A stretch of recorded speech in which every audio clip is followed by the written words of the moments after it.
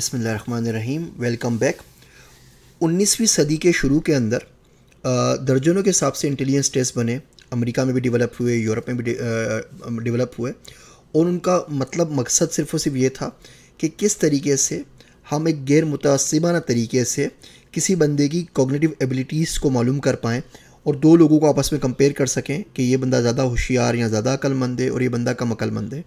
शुरू में इसको हम गैर मुतअस्सिबाना कह रहे थे, लेकिन आप देखेंगे आगे किस किस तरीके से तासुब बरतने के लिए हमने आईक्यू टेस्ट को इस्तेमाल किया है। शुरू में जो टेस्ट डेवलप हुए उसमें से एक टेस्ट था अल्फ्रेड बाइनेट का, जो कि फ्रेंच साइकोलॉजिस्ट था, और उस टेस्ट को 1905 में इसके रिजल्ट शाया हुए, जिसको हम बाइनेट साइमन स्केल कहते हैं। बाइनेट साइमन स्केल का जो कंप्लीट डिटेल पेपर है वो मैं डाउनलोड सेक्शन में अपलोड कर रहा हूँ, आप उसको ज़रूर पढ़िएगा।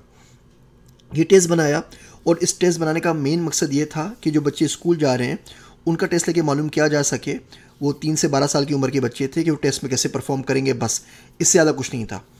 खुद बाइनेट कहता है कि जो टेस्ट है ये इनएडिक्वेट मेजर है, क्योंकि इसके अंदर आप क्रिएटिविटी और इमोशनल इंटेलिजेंस को नहीं नाप सकते कि किस बंदे में कितनी ज़्यादा है या कितनी कम है। बहरहाल एक सिंपल मेथड था स्कूल गोअर्स के लिए। 3 से 12 साल की उम्र के बच्चे थे। इसके अंदर मुख्तलिफ लेवल्स होते हैं, अलग अलग टेस्ट होते हैं, और ये सीक्वेंस में चलते हैं 30 के 30 लेवल। बच्चा प्रॉब्लम सॉल्व करता रहता है हत्ता कि उसको आगे मज़ीद सॉल्व करना नहीं आता और वहाँ पे रुक जाता है। जिस जगह पे वो रुकता है, जिस लेवल के ऊपर, वो उसका मेंटल नंबर हो जाता है। अब उस नंबर को सबसेट किया जाता है उसकी एज से, उस तरह आईक्यू निकल आता है। मिसाल के तौर पे एक बच्चा है जिसकी उम्र 10 साल है और वो जाके लेवल नंबर 20 पे रुकता है, तो उसका अब जब हम उसको माइनस करेंगे 20 में से 10 को, तो उसका आईक्यू लेवल 10 निकल आएगा। एक दूसरा बच्चा है जिसकी उम्र 15 साल है, वो भी स्ट्रेस कॉल करता है, वो भी 20 पे रुकता है, तो उसका आईक्यू लेवल 5 निकलेगा। तो जो पहला वाला बच्चा था वो दूसरे वाले के बच्चे की मुकाबले में ज़्यादा ज़हीन होगा। ये बेसिक इसका मकसद था जहाँ से आईक्यू स्टार्ट हुआ। उसके बाद इसकी बहुत सारी एप्लीकेशंस निकलती चली गई।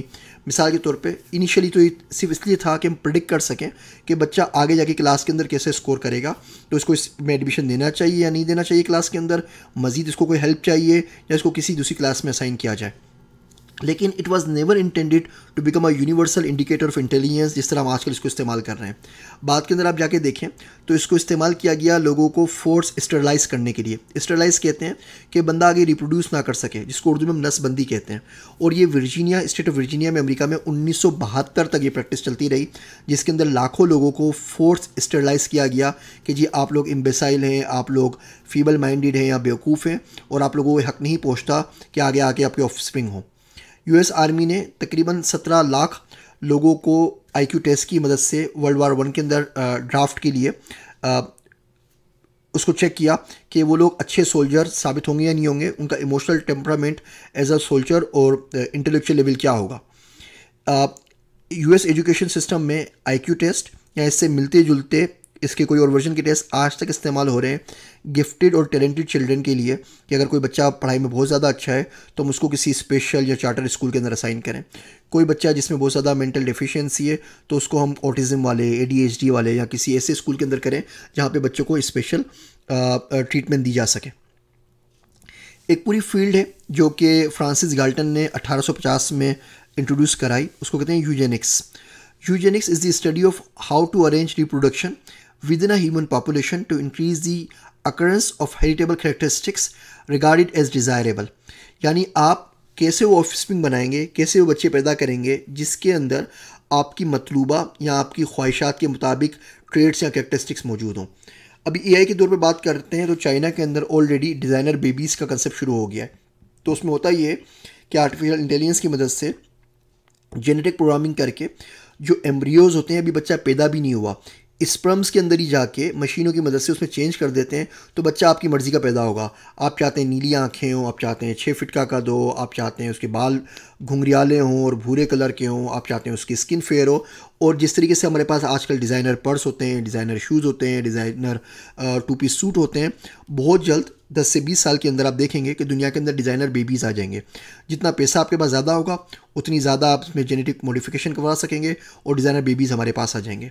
यही तमाम चीज़ें यहाँ पे यूजेनिक्स में डिस्कस हो रही हैं। उस वक्त ये 100 साल पहले, 150 साल पहले ये तमाम चीज़ें तो हमारे पास मुयस्सर नहीं थी, लेकिन ये लोग बोलते थे कि अगर कुछ लोग ऐसे हैं जो कि बेवकूफ़ हैं तो हम किस तरीके से उन्हें कंट्रोल कर सकते हैं कि मज़ीद बच्चे पैदा ना करें, ताकि सोसाइटी के अंदर अक्लमंद लोगों की तादाद ज़्यादा रहे और बेवकूफ़ कम शादी करें, कम बच्चे पैदा करें, ताकि बेवकूफ़ों की तादाद एक कंट्रोल हद तक हमारे पास रहे। इसी IQ टेस्ट को हमने लोगों को एक्सप्लॉइट करने के लिए बड़ी बुरी तरीके से इस्तेमाल किया।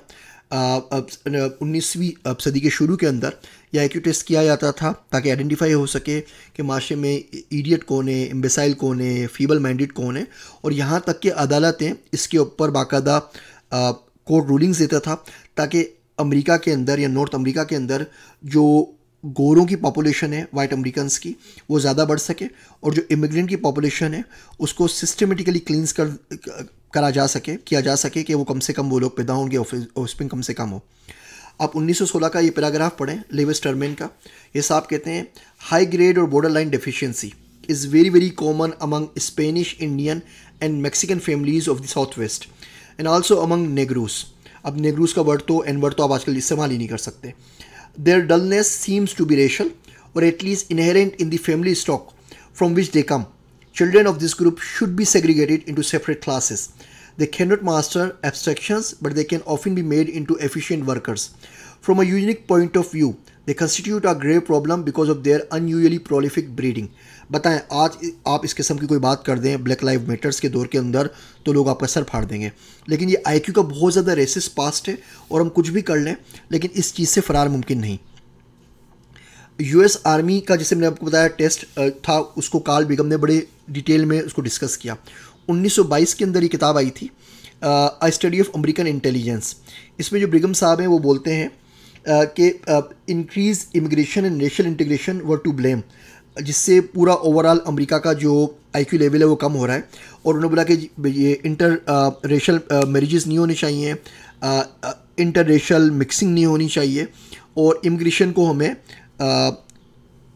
हमें ज़्यादा इंकरेजमेंट नहीं करनी चाहिए, उसको डिस्करेज करना चाहिए ताकि इमिग्रेंट्स कम आएँ, और इस तरीके से जो हम ज़हीन कौम है या हम जो ख़ास और मखसूस कौम है वो अपनी हम लोग ज़हनी सतह को बरकरार रख सकें।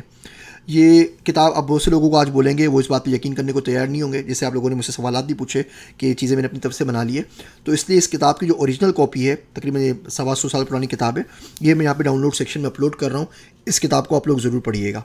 इसी बात को अगले लेक्चर में आगे बढ़ाते हैं।